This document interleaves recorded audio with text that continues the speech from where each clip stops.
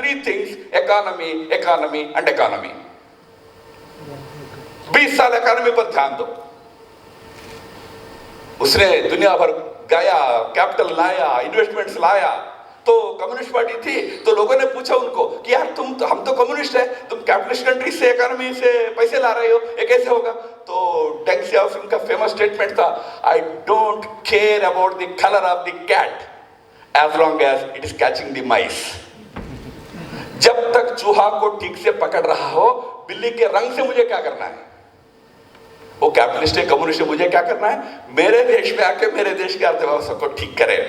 वो जो turn around 15 साल में हुआ ना चाइना का, आज तक उसका फ्रूट्स को चाइना एंजॉय कर रहा है। तो हमारा टर्न अराउंड का टाइम आज है। जो अमृतकाल जो प्राइम मिनिस्टर बोल रहे हैं, वो अमृतकाल हम सबके लिए है। ये नहीं कि इंडिया में एक सिचुएशन है, हर चीज स्लोगन हम सब देते हैं, विकसित भारत होना चाहिए। कौन? मोदी जी करेंगे, मोदी जी से करेंगे उनको जो करना है। वो जो विकसित काल है हम सबके लिए है। This 20 years should be total focus on strengthening our economy. Secondly, we have to build a very strong Bharat. India has to be a defense side also very strong.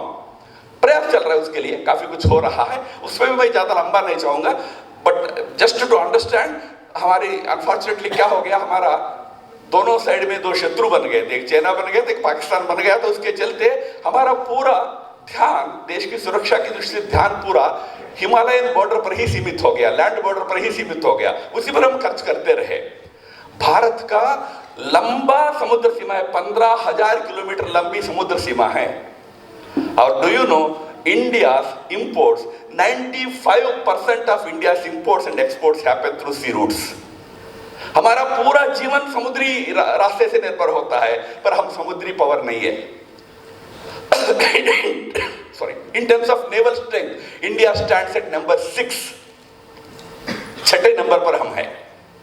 तो आज आवश्यकता है कि हमारा ब्लू वाटर स्ट्रेंथ बढ़ाना है। Do you know, in India some Gujarati companies make containers, but Bharat के बड़े शिपिंग कंपनीज जब कंटेनर्स चाहिए इंडिया से ऑर्डर नहीं देते हैं। मर्स्क नाम का ऑस्ट्रिया में कंपनी है, नॉर्वे में कंपनी है, उनसे ऑर्डर देते। क्या हम कंटेनर भी नहीं बना सकते? आज उस इंटरनेशनल क्वालिटी का कंटेनर भी बनाने का क्षमता हम नहीं बना पाए क्या? कोशिश कर रहे हैं। बट इस प्रकार का हमारा ब्लू वाटर कैपेबिलिटी को बढ़ाना चाहिए। इंडिया के पास ये समय लगभग अराउंड, नंबर हम नॉर्मली डिस्क्लोज नहीं करते, बट जनरली फॉर अंडरस्टैंडिंग करो 150 हमारे नेवल एसेट्स है, शिप्स और स्मॉल एंड बिग एसेट्स है। 800 है अमेरिका के पास, 600 है चाइना के पास। नंबर बढ़ाना पड़ेगा, उसके प्रयास चल रहा है। तो एक तो हमको स्ट्रॉन्ग नेवल पावर के रूप में भी, ब्लू वाटर पावर के रूप में भी उभरना पड़ेगा, पर उसमें मैं फिर से ज्यादा नहीं जाऊंगा। बट थर्ड पॉइंट जो मेरे पहले वक्ता ने शायद टच भी किया है, भारत को एक strong country of innovation and R&D बनना पड़ेगा। If you want to lead the world, you should be ahead of the curve. हम मुंबई से अहमदाबाद तक का वो क्या है अपना,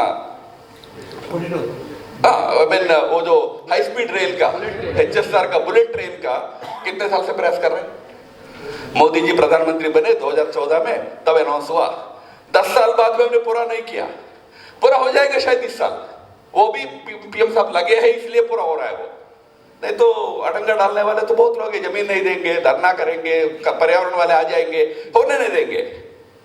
आज वो पूरा हो रहा है तो हम प्रसन्न है। But do you no when did the first high speed rail run? 1966। 2026 में हम 1966 का एक रेल रखे चला रखे कह रहे कि हम बहुत आगे बढ़े हैं। नहीं, हम कैचअप कर रहे हैं। आगे बढ़ना है ना, you should be able to go ahead of the curve. उसके लिए R&D चाहिए, उसके लिए इनोवेशन चाहिए। बट अनफॉर्चुनेटली भारत में R&D इनोवेशन की तरफ बहुत कम ध्यान है। मैं जानता हूं कई कंपनीज कंप्लेन करते हैं, चाइना से कंपटीशन है साहब, बल्ब में कंपटीशन है, माइक में कंपटीशन है, एक ग्लास में कंपटीशन है, सब में कंपटीशन, चाइना से कंपटीशन है। क्यों कंपटीशन है? कारण इतना ही है कि वहां हर प्रोडक्ट पर इनोवेशन होता है। कोई भी प्रोडक्ट का शेल्फ लाइफ वहां 6 मंथ से ज्यादा नहीं होता है। हमारे यहां एक प्रोडक्ट बनाएंगे, जीवन भर उस एक ही प्रोडक्ट को बेचते रहेंगे। यार दुनिया ऐसा नहीं है. Shelf life of a product today is 6 months. You have to invest on R&D. You have to invest on, new research. You have to invest on innovation. PM लगे हुए हैं, इन्वेस्ट इंडिया शुरू किया है, स्टार्टअप इंडिया शुरू किया है, innovate India शुरू किया है, फंड्स लिए हैं, बट हम लेजी है. Do you know, in India we spend लगभग 1,30,000 करोड़ हम R&D पे खर्च करते हैं. Bharat, that amounts to about less than around 0.6% of our GDP. 0.6% of our GDP. 1,30,000 crores. वही चाइना अपने GDP का 2.5% खर्च करता है. उनके GDP का, उनका GDP हमसे 6 गुना ज्यादा है. यानी हमसे लगभग 40 मिनट ज्यादा वो इन्वेस्ट करता है. तो R&D इन्वेस्टमेंट हमारे देश में बढ़ना पड़ेगा, प्राइवेट इन्वेस्टमेंट बढ़ना पड़ेगा. Today we are spending public investment on it. सरकार खर्च कर रहे हैं, प्राइवेट नहीं करता. इंडिया में सरकार और प्राइवेट का इन्वेस्टमेंट का जो गैप है 70 वर्सेस 30 है. दुनिया में रिवर्स होता है. 30 सरकार करती है, सरकार प्राइवेट 70% करते हैं. तो वो जो प्रश्न आया उनको कि भाई R&D का क्या करना, हर कंपनी को सोचना चाहिए क्या मैं R&D पर खर्च कर सकता हूं, नहीं कर सकता हूं. दुनिया के बड़े बड़े companies 10% of their total turnover they spend on R&D. हम तो 0% नहीं करते. मैं एक बड़ा कंपनी का जानता हूं, 1.5 लाख करोड़ का बैलेंस शीट है, उनका R&D का एक्सपेंडिचर 40 करोड़ है. नहीं चलेगा, R&D पर खर्च करना पड़ेगा. तो finally let me conclude by saying that एक नए सोच की जरूरत है. ये नया सोच ऐसा होना चाहिए कि केवल हम Indians very romantic people we are. हमको लगता है कि सब कुछ हमको मालूम है. हमको दुनिया का जो भी ज्ञान है वो हमारे पास 2000 साल पहले ही था, रहा होगा. I don't deny that. But you need to come out of that romanticism. You have to become more pragmatic. You have to create a blend of your ancient wisdom and the modern knowledge. इनका blend create करना पड़ेगा, उसी में से आगे बढ़ना पड़ेगा. We have entered the era of technology, AI, technology, artificial intelligence. उस tech era में ancient wisdom पर्याप्त नहीं है. नए knowledge को भी लेकर एक blend बनाकर उसके आधार पर एक ब्रांड भारत क्रिएट करना पड़ेगा. Brand Bharat doesn't mean you take everybody back to bullock cartages. Brand Bharat means I use my ancient wisdom. I also am ready to stretch my hand into the world and collect as much wisdom as possible to make our country a really great and powerful country. That is what is called Brand Bharat. उस Brand Bharat को create करना पड़ेगा. 12 जनवरी विवेकानंद जी की जयंती होती है. Swami Vivekananda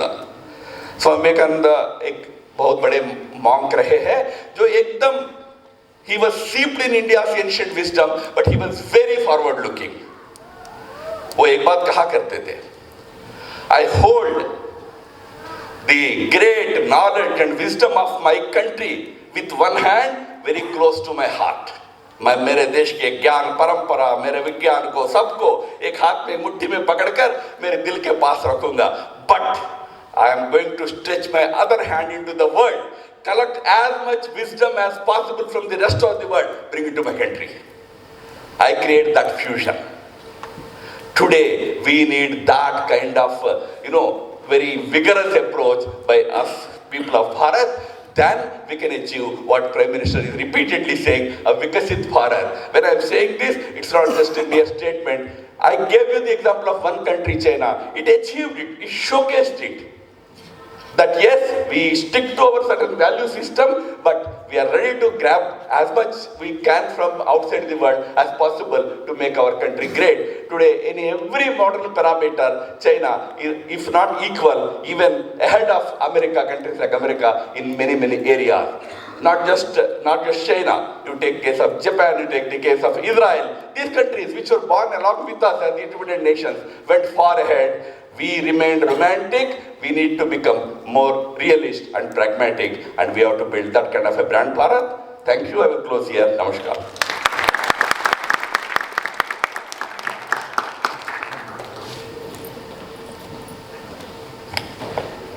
Thank you so much, sir. That was one wonderful address. I would like to request Shri Amit Gajjar ji to come forward and conclude the session.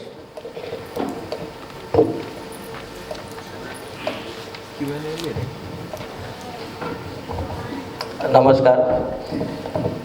सबसे पहले मैं दिशा फाउंडेशन का शुक्रिया करना चाहूँगा कि उन्होंने मुझे ये अपॉर्चुनिटी दी, और राम माधव जी का धन्यवाद करूँगा कि उन्होंने वर्ल्ड वॉर 2 से लेके जैसे ग्लोबल ऑर्डर का जो वापिस एक जो मल्टीपोलर से जो 2 पोलर हुआ और अभी मल्टीपोलर वर्ल्ड जैसे हुआ, और उसमें भारत की क्या पोजीशन है और भारत के लिए क्या अपॉर्चुनिटी है और कहाँ देख के हम सीख सकते हैं, वो पूरा जो उन्होंने हमें समझाया। और जो आज का जो टॉपिक था कि हमारे लीडर नेतृत्व से आत्मा भारत की, और उसमें दिशा फाउंडेशन ने जो आज लीडरशिप कॉन्क्लेव किया है, तो जो लीडरशिप हम तैयार करने जा रहे हैं तो निश्चित रूप से वो लीडरशिप भी ये हमारे मिशन में हमें काम में आएगी, ऐसी उम्मीद करता हूँ। और राम माधव जी, खूब खूब धन्यवाद आपका, आपके वक्तव्य के लिए आभार।